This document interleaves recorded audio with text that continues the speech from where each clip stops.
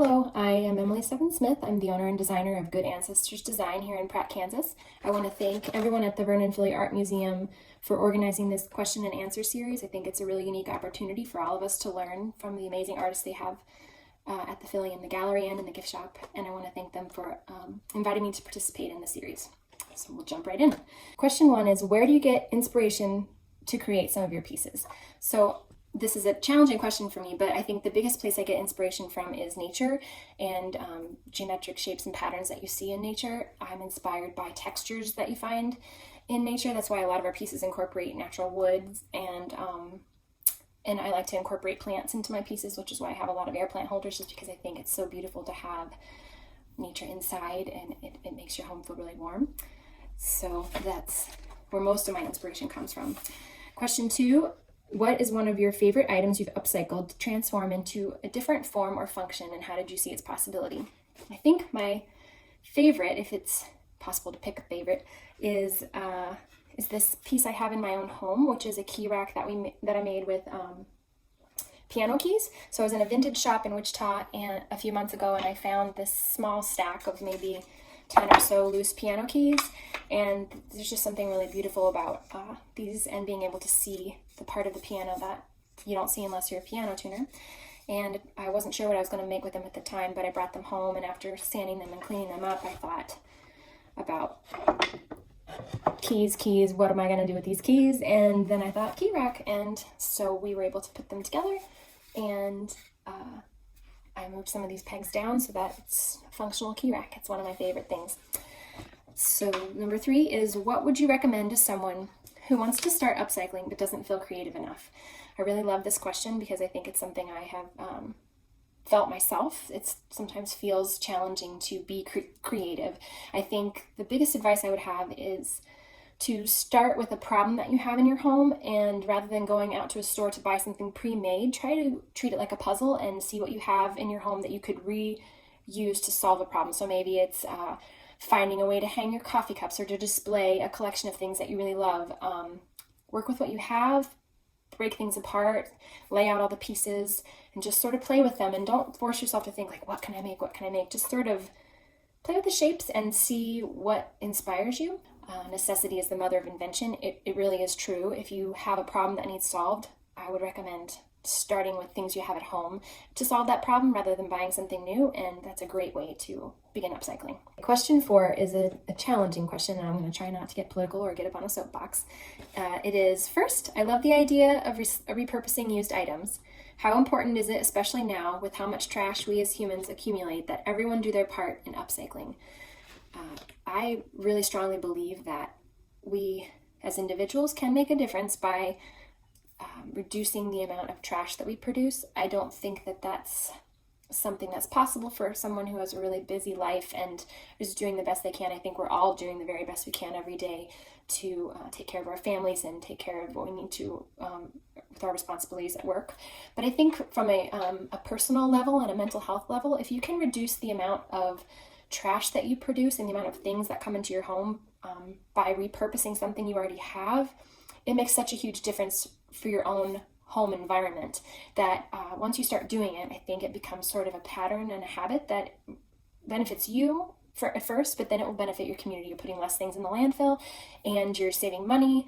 And so whatever your motivation is, whether it's to be thrifty or to bring less stuff into your house, I think upcycling, beginning at home for your own personal home environment, is a really good place to start. So, and from a larger scale, like if everyone does that, it definitely benefits your community and the planet at large.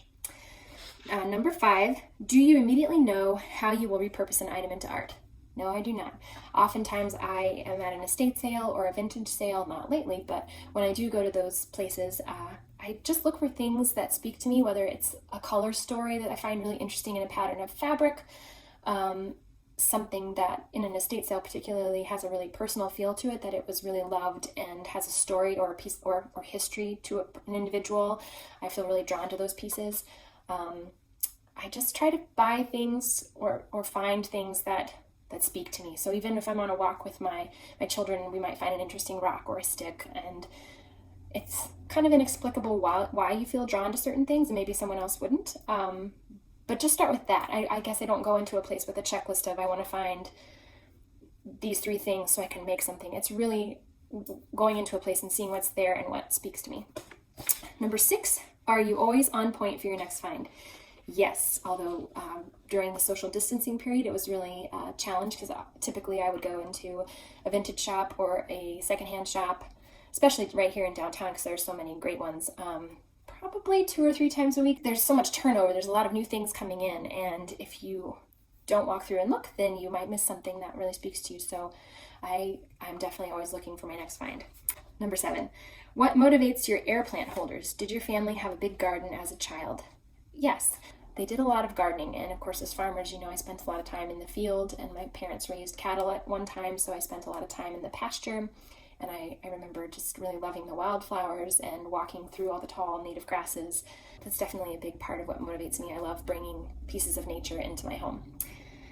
Number 8 is, do you hand carve the wood pieces? I'm not sure which pieces you're talking about, but I think it might be the air plant holders that are made out of branches, and I do not carve them myself. This is actually a piece of deadfall from a silver maple tree that my son and I found. He's a fantastic finder of sticks. This was all covered with bark, and these carvings, so to speak, are actually from insects that went under the bark and carved into the wood of the tree. So what was done by a pest is actually something that has created sort of these beautiful carvings that were left behind. And one of my favorite things about this particular stick is on this side, there are all these great holes where a woodpecker was trying to get in and get those bugs. So it's sort of a great story about nature and the ecology of this area. So number 9 is, what is the difference between recycling and upcycling? So recycling is where you empty a plastic container, you put it in your bin, and you take it to the recycling center, and it gets processed and ground up and then re-extruded and turned into a milk jug or something like that. And upcycling is where you take something that had one purpose and repurpose it into something else using the raw materials yourself. Question 10 is, what is a fun way to get kids involved in upcycling?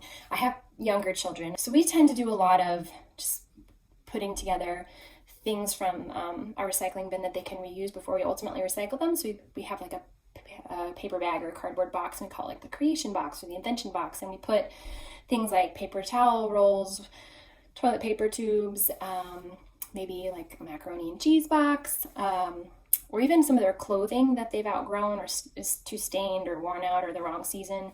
And they can play around with it, cut it up, turn it into like doll clothes or doll blankets, or use the tubes to make cars. My experience has been that if you give kids materials, they dive right in and kind of create for themselves. Just try to tailor the things that you have available to them to their interests. Question 11 is, are there any everyday household items that most people throw away that you have found to be great for repurposing? I think my mind immediately goes to clothing. There's a lot of ways that you can repurpose clothing, not necessarily for art, but just to reuse it in your home before it gets thrown away. Even, the odd socks that get separated in the dryer, you can turn them inside out and use them to dust furniture. It's actually one of the best ways to dust like baseboards and things because it fits right on your hand. You can just go around the baseboards. Turn them into sock puppets, which is an old time classic. But I think we tend to throw away a lot of clothing in this country just because it's not as durable, a lot of the things that we buy, because we're, not maybe spending as much on clothes because our kids outgrow them really quickly, or we have to budget and it's not in our budget to buy really expensive, durable pieces necessarily. Although if you're able to invest in high quality items that will last a long time, I really encourage you to do so. But if you have clothing that you're going to throw out, one of the things that I've started doing with clothing, especially the knit fabrics that my kids outgrow, is to cut them up into little strips. You can make yarn, t-shirt yarn. It's really stretchy and fun, and you don't need a sewing machine to do it. This is probably half of the t-shirt and into strips, and you can make a little yarn ball and use it for anything that you would use regular yarn for. You could make a hat. You could make scarf even with some of your child's favorite clothing that maybe they've outgrown, things like that. Thank you so much for your time, and I hope that I answered your questions. And you can find me online at Good Ancestors Design on Instagram and Facebook if you have any more questions. And definitely check out all of the amazing artists at the Filley. They've done a fantastic job with these Q&A series while we're also social distancing. But when they reopen again, which hopefully will be soon, please do stop in and see all the amazing work that they have there for our community.